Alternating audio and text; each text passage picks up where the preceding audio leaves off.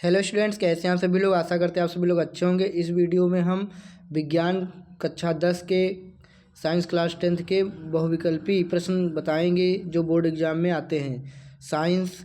और वो भी अध्याय आपका चल रहा है जीव जनन कैसे करते हैं, हाउ डू ऑर्गेनिज्म रिप्रोड्यूस। आप इसके पहले के वीडियो अगर आपने नहीं देखे चैनल के प्लेलिस्ट में जा करके देख सकते हैं। तो एक बार पुनः आपके अपने यूट्यूब चैनल सीतापुर में हार्दिक स्वागत है। आइए बोर्ड रिलेटेड क्वेश्चन करते हैं। जीव जनन कैसे करते हैं 20 ऑब्जेक्टिव प्रश्न परीक्षा में पूछे जाते हैं। तो देर न करते हुए सीधे स्टार्ट करते हैं। पहला प्रश्न कि जीव जनन का क्या अर्थ है। तो जीव जनन का अर्थ साथियों अपने जैसी संतान को उत्पन्न करना।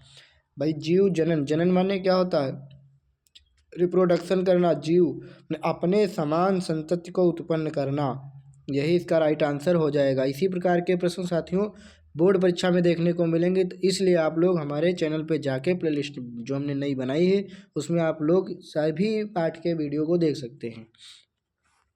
अलैंगिक जनन में कितने जनकों की आवश्यकता होती है। अलैंगिक जनन में कितने जनकों की आवश्यकता होती है। तो अलैंगिक जनन जो होता है उसमें देखो, लैंगिक जनन में माता और पिता दोनों की आवश्यकता पड़ती है, लेकिन जो अलैंगिक यानी जिसमें लिंग नहीं होता, अलैंगिक जनन होता है उसमें केवल जो है केवल एक मतलब जनक हो तो उससे हो जाता है। जैसे गन्ना है तो गन्ने को काट दो टुकड़ों में तो नए गन्ने हो जाएंगे। किसी की कलम लगाना है तो एक ही पौधे की ज़रूरत पड़ती है। तो राइट आंसर हो जाएगा एक। युग्मकों का संलयन किस जनन में होता है। तो युग्मकों का जो संलयन होता है, जो युग्मक जुड़ते हैं नर और मादा, मेल गैमेट और फीमेल गैमेट, यानी नर युग्मक और मादा युग्मक जिसमें जुड़ता है, तो ये संलयन किस जनन में होता है। तो ये होता है लैंगिक जनन में। ये किसमें होगा, क्योंकि मेल फीमेल किसमें होंगे, लैंगिक जनन में होंगे, सेक्सुअल रिप्रोडक्शन में होगा। चलिए नेक्स्ट क्वेश्चन देखते हैं स्टूडेंट्स। अमीबा में जनन किस प्रकार का होता है। तो अमीबा में जनन होता है अलैंगिक जनन। कैसा जनन होता है, अलैंगिक। और अलैंगिक जनन तो इसमें दिया नहीं, तो अलैंगिक जनन का पार्ट है द्विविखंडन, बाइनरी फिजन। द्विविखंडन जो है के द्वारा अमीबा में जनन होता है। वैसे अमीबा में देखो द्विविखंडन भी होता है और बहुविखंडन भी होता है। द्विविखंडन होता है जब सामान्य परिस्थिति होती है, जो विपरीत परिस्थितियाँ होती हैं तो अमीबा में बहुविखंडन भी हो जाता है। ईस्ट खमीर में जनन का तरीका है। ईस्ट यानी जिसको हम लोग खमीर बोलते हैं, वो कैसे जनन करता है। तो ये भी अलैंगिक जनन करता है। अलैंगिक जनन का प्रकार है कली बनाना, कलियों के द्वारा, यानी बडिंग जिसको अंग्रेजी में कहते हैं बडिंग। तो बडिंग के द्वारा ईस्ट जो है खमीर में जनन होता है। हाइड्रा में जनन किस प्रकार का होता है। साथियों हाइड्रा भी जो है यह भी अलैंगिक जनन का उदाहरण है। और अलैंगिक जनन का एक प्रकार होता है कली बनाना, यानी मुकुलन जिसको हम लोग बोलते हैं, जिसको हम लोग बडिंग बोलते हैं, उसके द्वारा हाइड्रा में भी जनन होता है। याद रखेंगे कवक यानी फंजाई, या इसको कुछ लोग फंगी भी बोलते हैं, कि कौन सा जनन सामान्य है, मतलब कौन सा किस जनन के द्वारा कवक में कौन सा जनन होता है। तो कवक में होता है बीजाणु जनन, बीजाणु निर्माण के द्वारा, या इसको कह लो स्पोर फॉर्मेशन। ठीक है, स्पोर फॉर्मेशन के द्वारा जो है बीजाणु जनन होता है। बीजाणु जनन के द्वारा जो है कवक में कौन सा जनन होता है। तो कवक में होता है बीजाणु जनन या बीजाणु निर्माण। प्लेनेरिया, हाइड्रा और प्लेनेरिया दोनों एग्जाम्पल हैं अलैंगिक जनन के, लेकिन किसके हैं, तो विखंडन के हैं। यहाँ पर प्लेनेरिया में होता है विखंडन। प्लेनेरिया में क्या होता है, विखंडन होता है। याद रखेंगे प्लेनेरिया में विखंडन होता है। अमीबा में भी विखंडन होता है, लेकिन अमीबा में होता है द्विविखंडन और बहुविखंडन। और हाइड्रा में होता है मुकुलन यानी कली बनाना। तो ये सब एग्जाम्पल याद रखेंगे। शैवाल में जनन का प्रमुख तरीका क्या होता है। शैवाल जिसको हम लोग काई कहते हैं, जो हरी हरी होती है, और जनन का प्रमुख तरीका क्या है। तो इसका भी है विखंडन। क्या है, शैवाल में भी क्या है, विखंडन है। शैवाल में भी क्या है, विखंडन है। पुनरुत्पादन जिसको कहते हैं रीजनरेशन, पुनरुद्भवन या पुनरुत्पादन किस जीव में देखा जाता है। तो ये प्लानेरिया में देखा जाता है। प्लेनेरिया में पुनः उत्पादन मतलब दोबारा से उसका जन्म होता है। जैसे किसी अंग को काट के मतलब लगा देंगे तो पुनः नया पौधा बन जाता है। तो ये प्लेनेरिया में देखने को मिलता है। कलम लगाना, देखते हैं हम लोग किसी चीज़ का कलम लगाते हैं, जैसे गुलाब की डाल हो गई, ग्राफ्टिंग हो गई, किसी ग्राफ्टिंग, लेयरिंग, ये किसके उदाहरण हैं। ठीक, तो ये भाई किसके हैं, अलैंगिक जनन के उदाहरण हैं। ठीक, पौधों में जनन का अंग कौन सा है? पौधों में जनन का अंग कौन सा है? तो पौधों में जनन का अंग होता है फूल।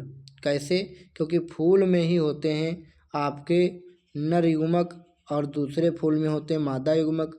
तो फूल ही जो होता है पार्ट वो जनन का अंग होता है। उसी में पुंकेसर और स्त्री केसर पाए जाते हैं। फूल का नर प्रजनन अंग कौन सा है? तो नर हो जाता है पुरुष यानी पुंकेसर, और मादा आ जाता है स्त्री केसर।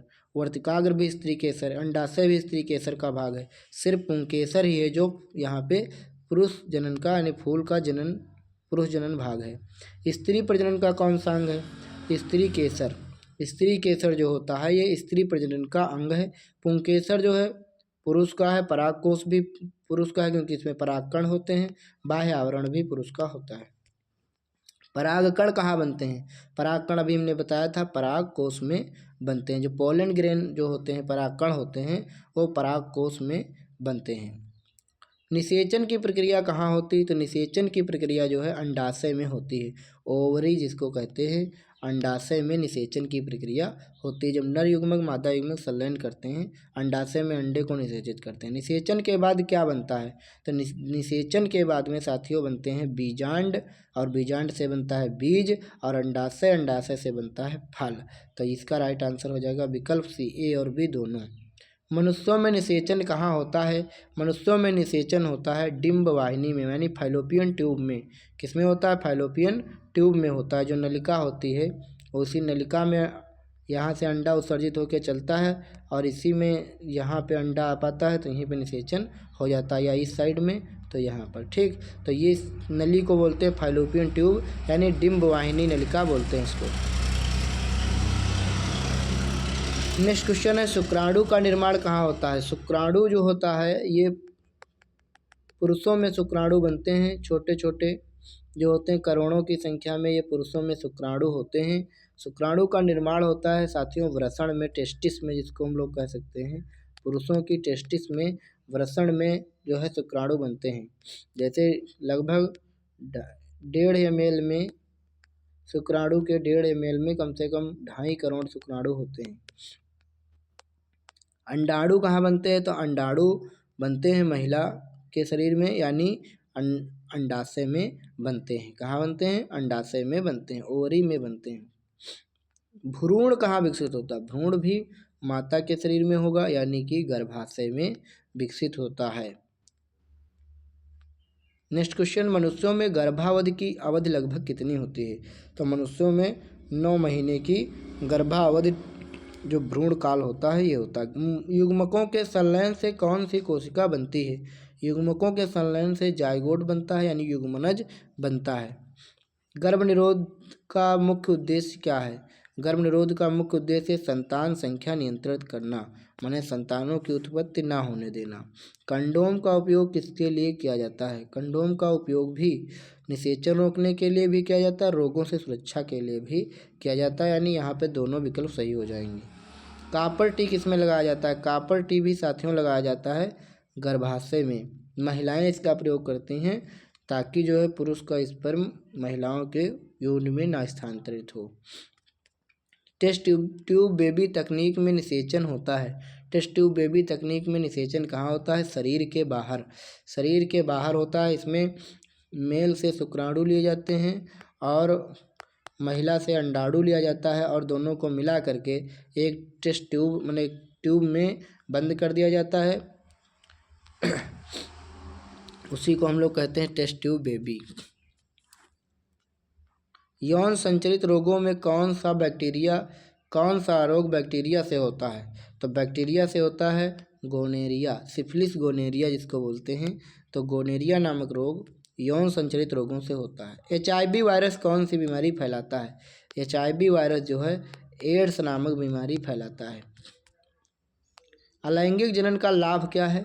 अलैंगिक जनन का लाभ है तीव्र जनसंख्या वृद्धि। ज़्यादा जनसंख्या में वृद्धि, जैसे एक गन्ना है तो एक गन्ने से कई जो है गन्ने तैयार हो जाएंगे। इसी प्रकार से एक गुलाब की डाल से कई गुलाब के पौधे, एक सहतूत की डाल से कई सहतूत के पौधे। तो इससे क्या होगा? तीव्र जनसंख्या में वृद्धि हो जाएगी। लैंगिक जनन में क्या लाभ है? लैंगिक जनन में विविधता उत्पन्न होती है। जैसे माता के कुछ गुण हुए, कुछ पिता के गुण हुए, तो उस बच्चे में दोनों के गुण आएंगे, प्लस बच्चे में और अपने आप से जो उपार्जित करेगा वो भी गुण आएंगे, इसलिए उस बच्चे में क्या होगी, विविधता देखने को मिलेगी। मनुष्य के शरीर में क्रोमोसोम यानी गुणसूत्र की संख्या कितनी होती है, तो ये सबको मालूम है 23 जोड़ी यानी कि 46 होती है।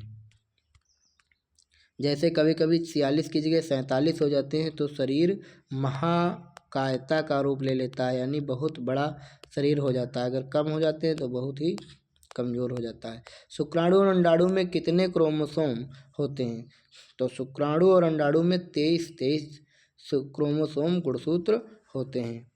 23 शुक्राणु में, 23 अंडाणु में।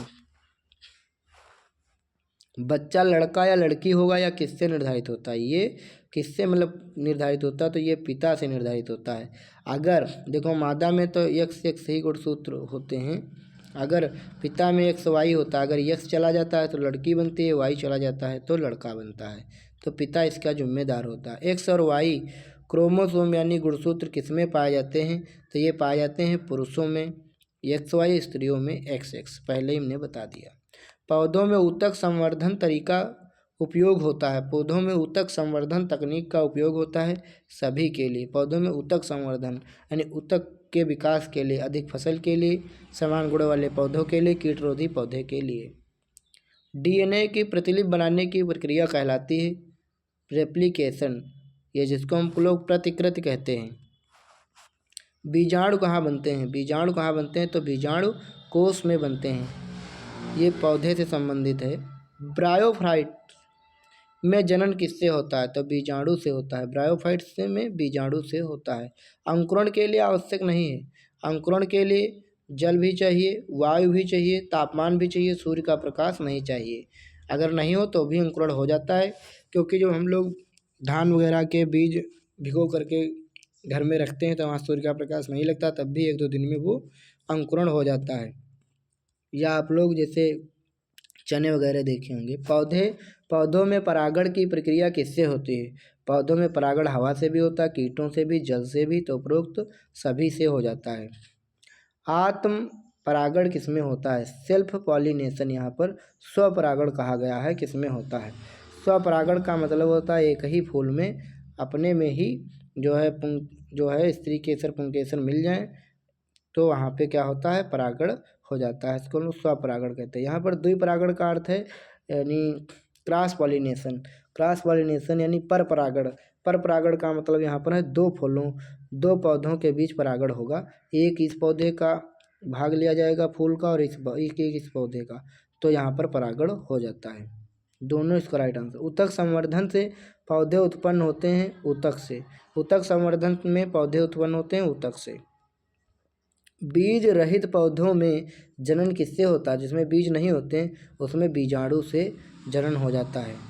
मनुष्य में जनन का प्रकार है, तो मनुष्य लैंगिक प्रजनन करता है, लैंगिक जनन करता है, सेक्सुअल रिप्रोडक्शन करता है। जनन का उद्देश्य क्या है, जनन का उद्देश्य नई पीढ़ी को बनाना, अपने समान संतति उत्पन्न करना। लैंगिक जनन से क्या प्राप्त होता है, लैंगिक जनन से आनुवांशिक विविधता प्राप्त होती है। गर्भ निरोधक गोलियों का प्रभाव क्या है, गर्भ निरोधक गोलियों का प्रभाव है अंडोत्सर्जन रोकना। ज़्यादा गर्भ निरोधक गोलियां खाने से क्या होगा कि अंडाणु जो में से अंडा उत्सर्जित यहाँ से नहीं होगा। जीव जनन कैसे करते हैं अध्याय के लेखक कौन है, जीव जनन कैसे करते हैं अध्याय के लेखक हैं NCERT team, NCERT team, national council for educational research and training. चलिए ये हमने 50 क्वेश्चन बताए, इसमें से कहीं 20 क्वेश्चन आएंगे बोर्ड एग्जाम में, तो आप लोग पूरे पढ़ते चलिए, सभी में से मिला के आएंगे। सब कुछ आप पढ़ते रहिएगा, चैनल से जुड़े रहिएगा, आपको बहुत लाभ मिलेगा। मिलते हैं आप सभी से नेक्स्ट वीडियो में, तब तक के लिए धन्यवाद। PDF चाहिए तो कमेंट में PDF लिखिए। Thank you so much.